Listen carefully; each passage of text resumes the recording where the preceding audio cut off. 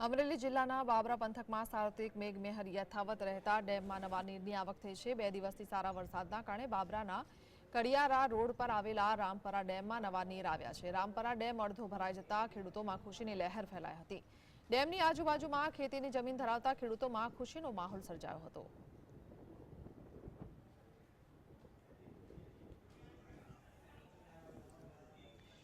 રાજ્યમાં વરસાદી વાતાવરણમાં જૂનવાણી મિલકતો ધરાશાયી થવાનો સિલસિલો યથાવત રહ્યો છે। જાફરાબાદના ટીબીમાં મંસૂરી જમાતની જૂનવાણી ઇમારત ધરાશાયી થઈ હતી। ટીબીની મેઇન બજારમાં આવેલી જર્જરિત ઇમારત ધરાશાયી થતી વખતે આસપાસ કોઈ નહીં હોવાથી મોટી જાનહાનિ ટળી હતી।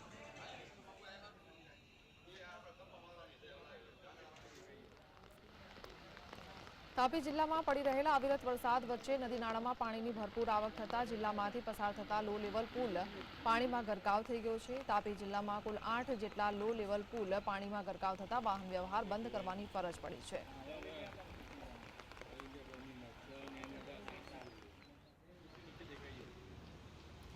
વલસાડ જિલ્લામાં ભારે વરસાદ અને પૂર સંબંધિત ઘટનાઓને પહોંચી વળવા માટે ડિઝાસ્ટર મામલતદારની કચેરી દ્વારા વહીવટી તંત્રને સૂચના આપવામાં આવી છે। વરસાદના કારણે કુંડી ગામે ઓવરટોપિંગના કારણે રસ્તો બંધ કરી દેવાયો હતો।